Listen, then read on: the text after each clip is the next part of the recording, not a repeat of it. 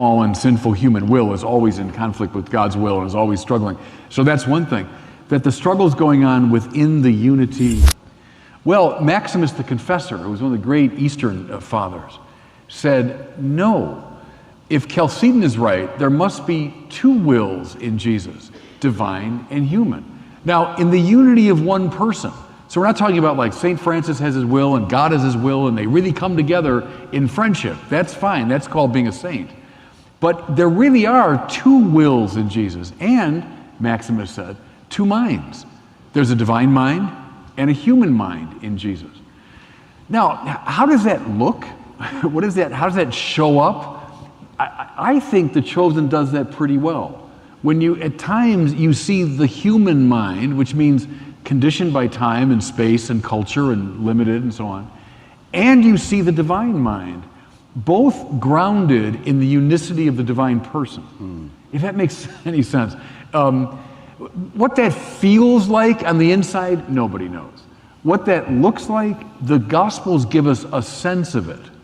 And I think that's the challenge, to translate that theology into action. Could that be so, for instance, in the Garden of Gethsemane, the human will asks for the forthcoming crucifixion to sort of pass from him. That's the human will in operation at that point, yeah? Right, but the difference is, my fallen, sinful human will is always in conflict with God's will and is always struggling.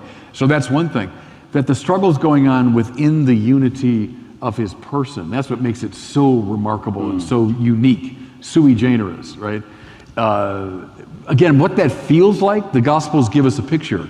It feels like sweating blood, I guess, if the Gospels are right. It feels like, you know. So could that almost be, the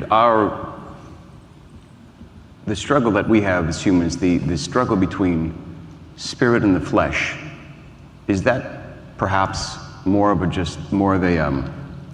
sort of a watered down version of what Christ himself could have experienced between the divine will and the human will fighting each other, or in competition with each other, or in concert with each other, however that comes? Right. Well, the classical tradition will say that the human and divine minds, human and divine wills are in concert in Jesus, that they come together. Now, there is that moment, there is Gethsemane, where there is, and say what you want. Could there have been other moments that weren't as significant, that weren't focused on? If at the end of the day we clearly see that there's the concert of the two, it's not as though he splits apart. Right. So they're without mixing, mingling, or confusion, but in the unity of the